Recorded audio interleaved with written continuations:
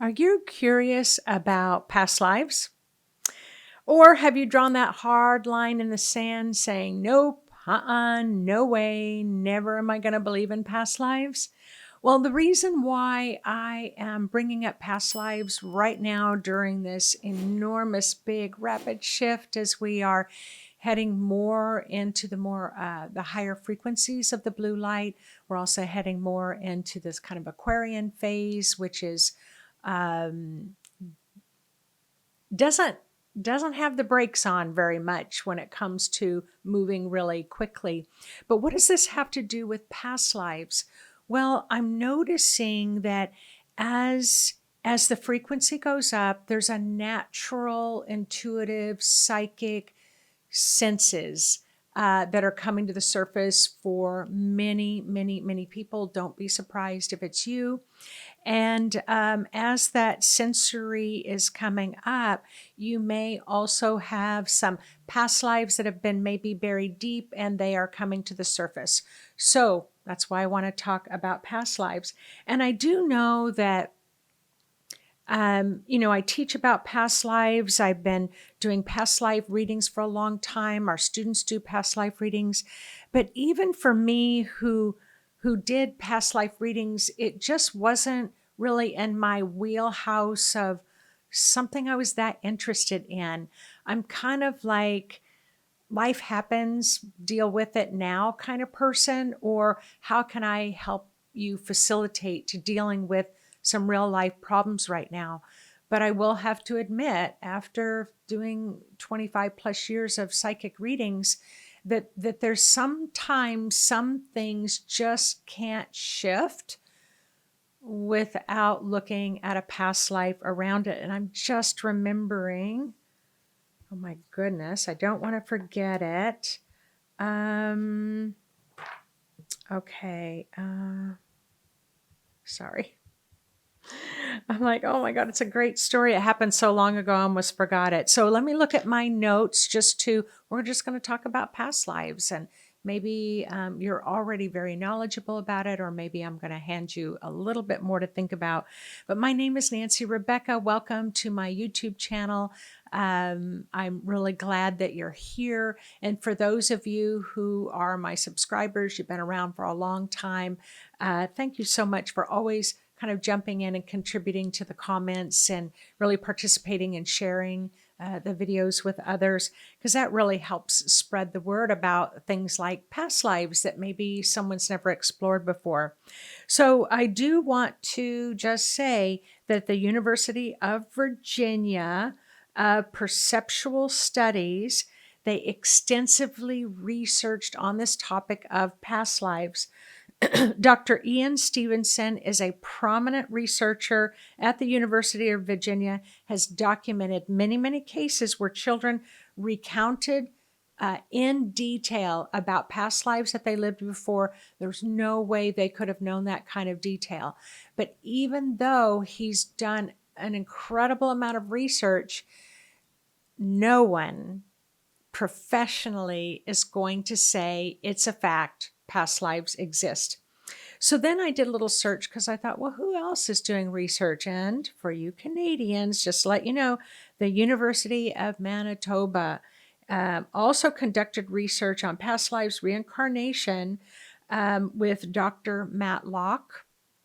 And Dr. James Matlock is also a researcher who also studies cross-cultural beliefs. So they really did a lot of studies that they found really profound results on. But again, they as well are not going to be saying anything about whether it's true or not. But what I know from the research I've done around research, that I know there's been over 3,000 studies that have been done that have confirmed with accuracy that it was the only conclusion could have been a past life. And so I don't know how much more we need from that to believe in it, but we have free will. So let's go a little bit further. So one of the things that we don't realize is we're in our human life, and it's like we got to get our kids to the baseball game, or they've got a big major biology test, or you've got a deadline to meet at work. or we've got the big politics that's coming up right now, which reminds me I haven't voted yet.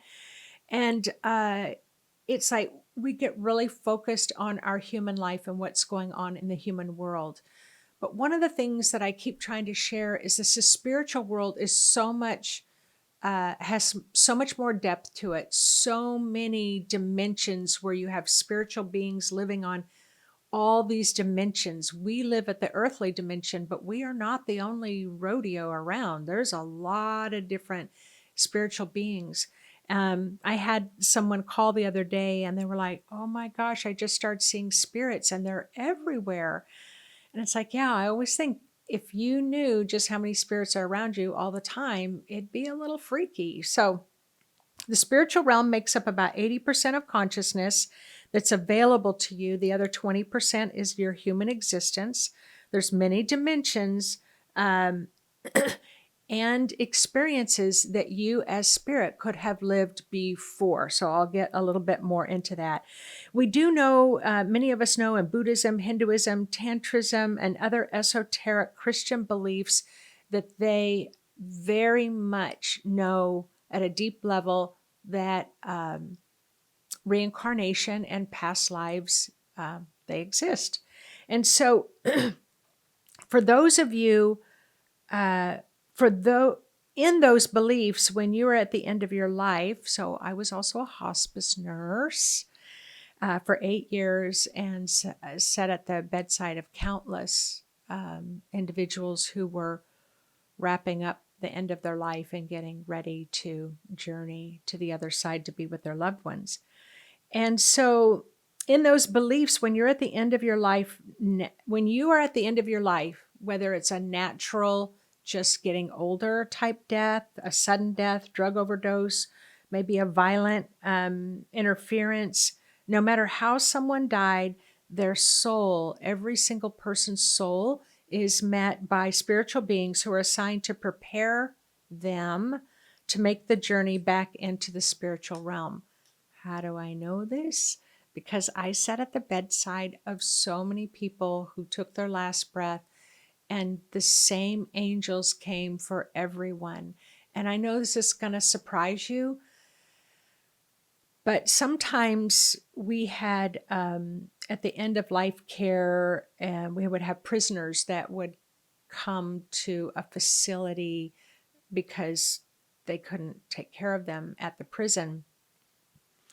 And I wouldn't know a lot, about what they were in prison for, but a couple times I did hear what it was. And some of them are unforgivable things that they were charged with. And the same group of light beings came to help escort them to the other side as well. So your astral body is the body that you travel in when you sleep, when you go to the dream world. So you have your human body, you have your human energy field that you travel in this third dimension. Your astral body, if it's outside of your body, it cannot remain at this third dimensional realm for very long because its frequency is so high. So when you go to sleep, it travels to the dream world. We'll just put it that way. But when you die, it's your astral body that slips out, and your astral body also contains your soul, your spirit, and all of your memories, all of your life experiences, to include all of your life experiences from times when you have existed in other past lives on the earthly plane or on other planes as spirit. And so I'll get a little more into that as well. So the astral body is the one that carries all your well-earned knowledge. It's the one that carries your soul to the next destination. Your next destination is always met by family, by ancestors, loved ones, pets, angels, and ascended masters. Now, even if you never talked to your parents, you didn't talk to your grandparents, maybe you disowned them, maybe they disowned you, it doesn't matter. On the other side, it's a level playing field. All the spirits that I work with on the other side, no matter what has happened here on earth, they always want to find a way to get love back into the relationship, no matter how broken it is. And they want to help bring healing to the relationship, no matter how much hurt or pain was caused. And that can be kind of surprising, can't it? Because if you're looking at your relationships here on earth, it's like, I can't imagine ever wanting to speak to that person again for eternity. But on the other side, you will be greeted, they will greet you, you will greet them. Then it's determined what your next plan is going to be. It's either already predestined to be reborn again into another little baby's body immediately, and I've experienced this once, or they will enter a period of rest after a long illness. So sometimes people have been kind of battling cancer for like 11 years, and by the time they're ready to go, they're pretty exhausted. So when they get on the other side, they will usually go to a place where they can rest for a while. Enter period after a long illness, mental, physical, or emotional, like chronic depression for a long time. They're going to give you you're going to have an opportunity to rest in the spiritual realm. And, or you may be someone that you may choose to take a very, very long, well-deserved break before you come back to earth. So it's like, man, that life was hard. I need a break. So, or you may wish to help as spirit. So, I said there's a lot of spiritual beings that will help a soul to cross over and to get to where they need to go to be with their families or their loved ones or their guides or a rest place. Maybe you want to be one of those spirits, like, wow, I'd love to learn how to do that. So maybe you won't incarnate back on earth. You'll just stay in the spirit realm because you want to help other spirits to cross over. Or you may want to work as a spiritual file clerk that takes files from the Akashic records, or help spirits who are a bit confused and they need to learn how to be in pure spirit form again. And this is real. So imagine you're hearing me talk and it's going in your ear. You're talking to me, it's going in my ear. You can feel your body, feel the weight of your body to walk.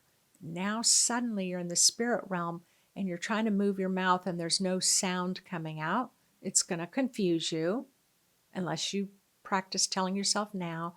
Or you're trying to walk on the ground but you're gliding. It can cause you to kind of flip upside down. You're trying to like float and fly, and it's like riding a bicycle. You will learn to do it again pretty rapidly, but at first you're going to need spirit guides to help teach you how to communicate telepathically and how to intend where you're going. So when you say, okay, I'm going to move across the room, in spirit, you'll just float across the room. But if you're trying to walk like you would in the human form, it doesn't work very well. And so you can be confused. I remember an aunt, I really wanted to talk to her, and she said, why am I here? I'm so confused. I was talking to my loved ones and suddenly I felt sucked through this hole and now I'm here. I'm so confused, and I felt horrible because it was my need I wanted to know that she was okay, but she said she felt like she was spinning out of control as she kind of got sucked back into the 3D world so that I could see her. So, yes, so there's spirits that help on with that. As spirit, you might decide to incarnate on another planet. You want to incarnate on another planet for a while because you want to understand how to work with the energy of other galaxies, of other planetary, like some planets are just pure water, and maybe on that planet they have a lot of whales and dolphins, and so maybe you want to learn how to work with the water. And yeah, let's see. Oh, all right. As spirit, you may decide to incarnate on another planet and understand how it works, how the energy works in a lighter, brighter frequency. Now, how about humans who have participated in crimes against humanity? All right, so let me talk about them for just a moment. So, if you're a human that hurt or harmed someone else, or you hurt and harmed a lot of people um, with evil or hate filled intent, what happens is you may have the option to come back to Earth, and it depends on if you have enough brownie points. And you're like, wow, I really screwed up. I really want to come back. And you get counseled and counseled and counseled. And it's like, okay, we're going to let you come back to Earth with restrictions. So it's kind of like, do you remember being a teenager and it's like you lost maybe the use of your cell phone, or you can't go to the dance? Like, you're going to lose some of your privileges because you broke some rules, you broke some boundaries. So humans who participate in crimes against humanity will have limited privileges to being a human. So some may even have spiritual guards with them. They're called cosmic cops, to guide them in making healthy, ethical, moral decisions. So someone may come back if they've hurt or harmed. They'll have guides with them to say, no, you keep your morals and your ethics online. Their privileges to even have a human body might be taken away. So I have talked to some spirits who would love to be in a human body, but they lost their privileges. And so they really want to hang out where humans are. And often they'll hang out in bars and things like that. They must earn their way back to humanity with a plan to make amends and give back to those that they hurt or harmed. So they may reincarnate again and be in another lifetime with you, and they want to make amends for all the ways that they may have hurt you 100 lifetimes ago. And so sometimes, that they really want to do anything and everything for you to help uplift you. Some who've hurt or harmed people have what I call a lock on their solar plexus. So the way that I've seen it, have you ever seen those? I can't remember. It's like the red lock that would go on a steering wheel so somebody can't steal the car. That's what it looks like to me. It's like it's in the solar plexus and it's locked in place. So what that means is your third chakra is your power center. So you would not be allowed to expand your power beyond a certain limitation. It'll have a lock on it. And once there was this, she was a bodybuilder. She was gorgeous. She came in for a reading, and I am telling you, she was so muscly and so buffed, and she had those long legs, and she walked, just her hair was like just gorgeous and hardly had any clothes on, and it was like she could pull it off, right? So now I'm doing a reading, and that's the first one that I saw the lock on the solar plexus, and she was having some stomach issues. And I went to tune in with spirit, and these two spiritual beings came in, said we're cosmic cops, and you can't touch that lock. And I was like, what do you mean? And they're like, you can't touch it because if you take that lock off, she's going to abuse her power. She's lost those privileges. All right. So I thought, how am I going to tell her this? Because I've already told her I see a lock on there. So anyway, I told her there were these spiritual beings. Anyway, I reviewed what I just said to you with her. And you know what she said? Oh my gosh, that is so true. I would so abuse power if I had all those privileges. I am not surprised at all that you're telling me I abused power in the past, because I love power. That shocked me. Now, I had another lock. I'm just telling you about two because there's been many, about 50, and 30,000 readings, about 50. So it's not many. Well, there was this one, and he's a high-level spiritual teacher. I met him in Asia, and we had worked together quite a bit. I had taken a class from him, And so he asked for a reading. He was having a lot of stomach issues. I find this lock. There's the spiritual police. And I'm like, this is not possible. It's not possible because he's a very high elevated spiritual teacher. Well, it was possible. And when I told him, I can't take that lock off because I'm being told that you abused power in the past and you have limited privileges. So you've gone as high as you can go. However, you're really close. You've done a lot of good deeds. You've done so much for humanity to make amends that you're really, really close. Keep going. And the first thing he said is, not one thing you just said about that surprises me. Not one thing. And he goes, thank you for letting me know why I'm on track, why I'm doing the work that I do, and I will go above and beyond to continue to be a good human on earth. So every single one of them was not surprised. I have been shown that as spirit, that someone can participate in the selection process before coming back as to what lessons you will focus on and how often those lessons will cover. Oh, now I know what I want to say. All right. So now you're on the other side and you've been there for a while and you've got to hang out with your loved ones. And it's like, oh my gosh, this spirit thing is so awesome. I'm just bathed in this pure love and I don't have to feel the weight of the world of that human body. I learned a lot, but man, those emotions were consuming me. And now or your spirit guide comes and says, all right, it's time for you to think about coming back to earth. Or you can feel it's time. So there is a kind of a council of spiritual beings that you'll sit with and you'll go through who's going to be your mother, your father, your sister, your brother, what kind of job you're going to do, male or female. So you'll go through that process and you will make the decision about when you are going to come back to earth. And so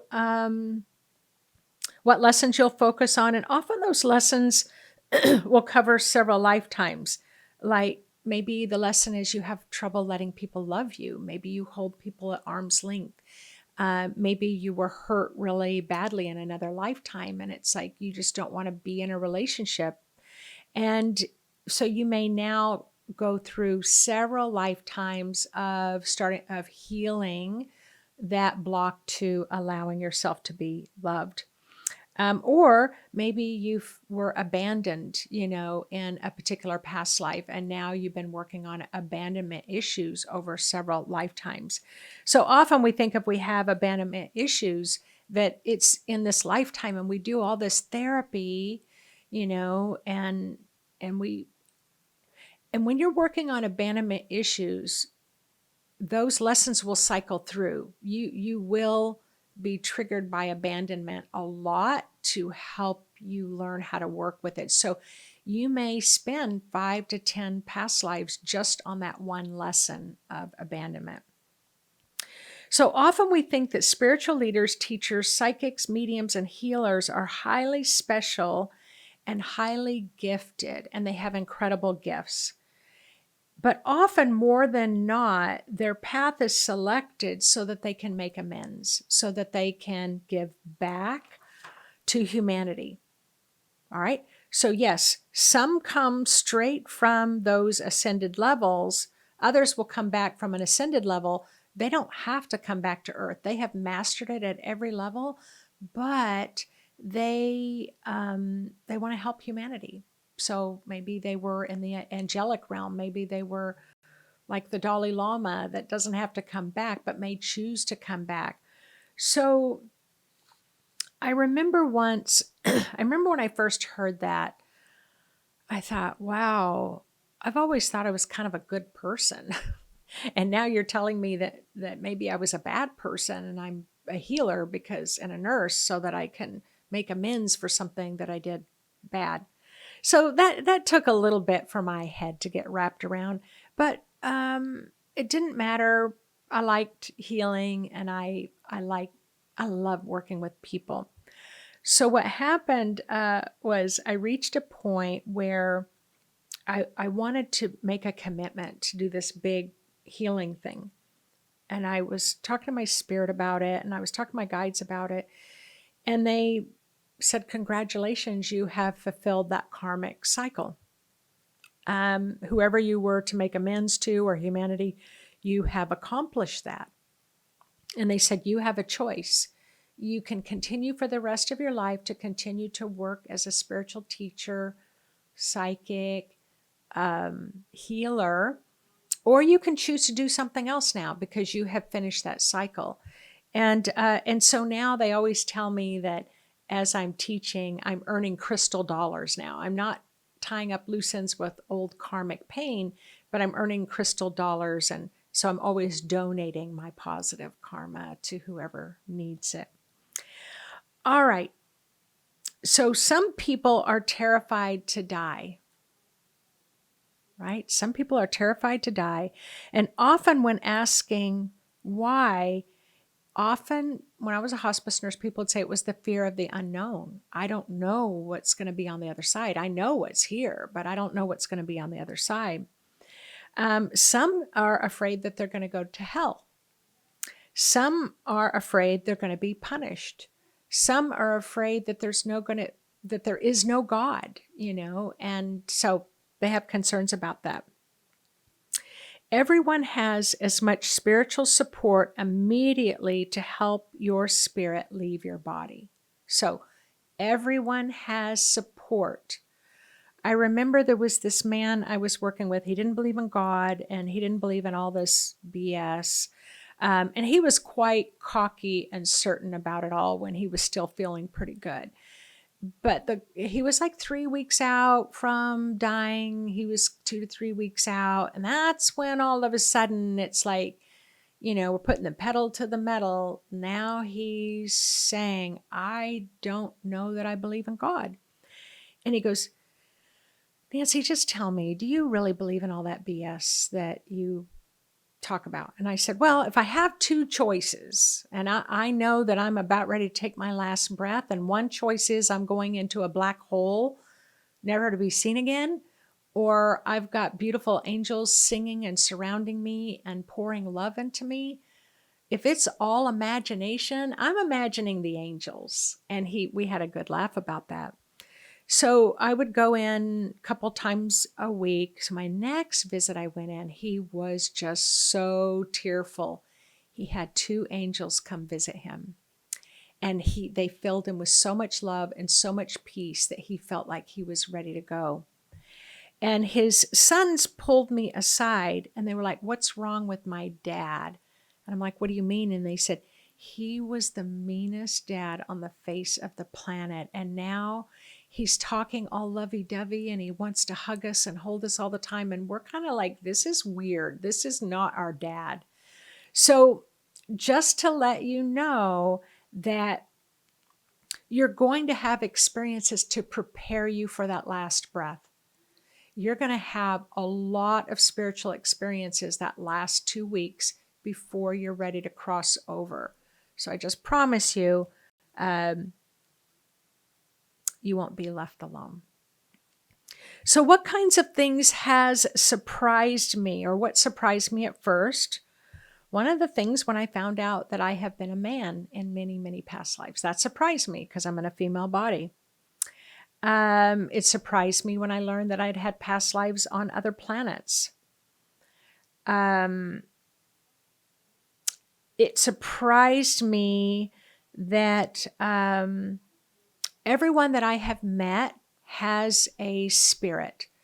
Now, I was listening to something the other day, and they were like, there's a lot of people on the earth that don't have a spirit. They're just filled with a hologram that's programmed. And anyway, it's kind of fantastical and out there. But I can only tell you, as a psychic clairvoyant healer nurse, that everyone I've ever met has a spirit. So I just want to say that.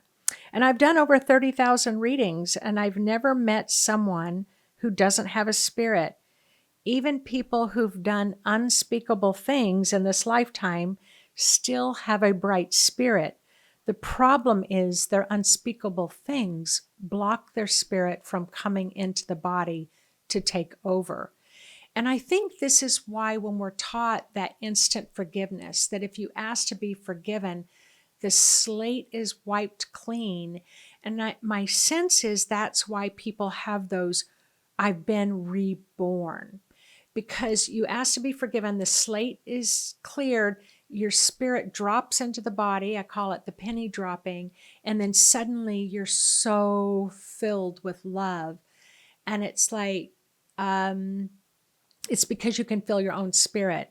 But when you hurt or harm other people intentionally, you're the one that gets built up the block, and then it pushes your spirit away. So your spirit is trying to like, listen up, you don't want to be doing that, but you can't hear them because you pushed your spirit really far away. And so when there's not a spirit in the body can run amok and cause a lot of violent, hurtful havoc.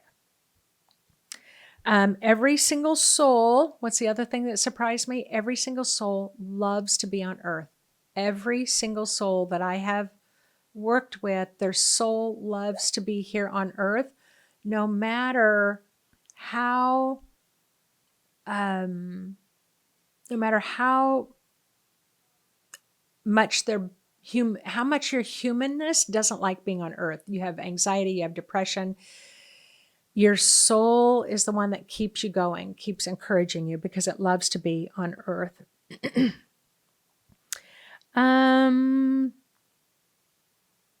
Oh, and every soul wants to help make the world a better place. Even if you don't like people, your soul always wants to make this earth a better place for everyone. What else surprised me? That some children have no past lives when they're born here on earth, and some children have 10 to 20 past lives that they need to tie up the loose ends. And so that's why it can be kind of crazy the first 10 years of their life, because they're really having to learn a lot of lessons. They're trying to tuck away that past life and put it to bed. The type of past life that I've witnessed the most is World War II with Germany and the Holocaust. So definitely I've seen a lot of past lives all over the world, all different time frames, even 100,000 years ago. But the one that seems to come up the most is the Germans and the Holocaust. So those who were sent to the gas chambers, so they come back, and those who've worked against their ethics and their morals for a chance to survive. So that's come through a lot too. Like, I remember someone in a past life, a German soldier, and they were trying to tell us how horrible it was. They didn't want to do what they did. They didn't want to follow orders. But if they didn't follow orders, they were going to be killed. And so they went against their own moral and ethics to and hurt and harm people. But they were afraid of their own life. And if you ever really sit with that, like if you were faced with that, I don't know what I would do. I'd like to think that I would just rather die, than hurt or harm somebody else. And those that went to the gas chamber, and it's something that they weren't proud of. And then German soldiers, officers, they all come through and they really want to make amends. They want to do good things, that they want to try to repair the damage. It was so damaged during that time. So it comes through a lot. And they even said, like, people who drove the trains that people got on, people who gathered up the clothing. I mean, I've heard from so many people from that lifetime, those who took the jewelry and melted it down, those who were the medical experimenters, villagers who turned a blind eye, as well as those who helped many to be freed and fought against the horrors. So it's almost like I could write a book about all of you who've lived, who've maybe had experiences, or you have memories of being in Germany. it's like sometimes I wish I could write a book about your reflective process, looking back, that review process. But you're given second chances, right? You're given second chances. So I just wanted to share with you, I'm about ready to bring this to a close. But there was a woman, and she had severe, severe psoriasis. I mean, it was severe psoriasis. So psoriasis is where you get that flaky, itchy skin. And many people get it like on their elbows or their knees or their shins. They might get it in their scalp. But this particular person, it was all over her body, and it was thick, and it was terrible. And so she had to put all these and she was a soldier, so she'd have to put all these creams and lotions on her body to get it all smoothed down. Then she'd get her uniform on and go to work. But she had this big process she had to go through every day. And her doctor called me and asked if I could see if I could do an energetic healing. And she had this since birth, so she remembered even as a child having this severe psoriasis. So I did a couple of sessions with the woman, and after the first session, her doctor called me. Oh, and I did this at a distance too. I didn't do it in person. And her doctor called and said, I don't know what you just did, but she just came in today and half of her psoriasis is gone. Like it just disappeared. So then they asked me to do another one, and then it was like, it's kind of stayed about 50%. And then finally, I did a third session, long distance. And it was a past life. This past life was stuck there. And the past life was, she was a German soldier that she worked at the concentration camps, and that she didn't want to follow orders. And at times, she was a man, and at times, a gun was held to her head. Like at times, as this male soldier, German soldier, tried to escape. Like there were a lot of things that he was punished for, and the atrocities that he witnessed. It was horrible.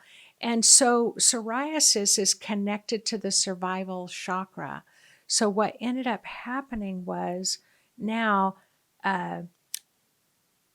she's in this lifetime now and trying to heal from the survival, the traumas that triggered that survival mechanism. Now, what I want to say is 100%, once that past life was cleared, their psoriasis that they lived with all their life, this is what they told me. I never met her in person, but was gone 100%. And it was the past life of that German past life that made the biggest difference. So I've had lots of flashing images of Germany during that time, and there's a lot of us in the world that are helping to heal that horrific time in our history. And so in conclusion, I just want to finish up by saying I've never met someone who did not have a past life at all. I have never met anyone who hasn't had at least one past life. There can be some new people on the earth in this third dimension. They may have come from another planet, but they've had a past life from another planet.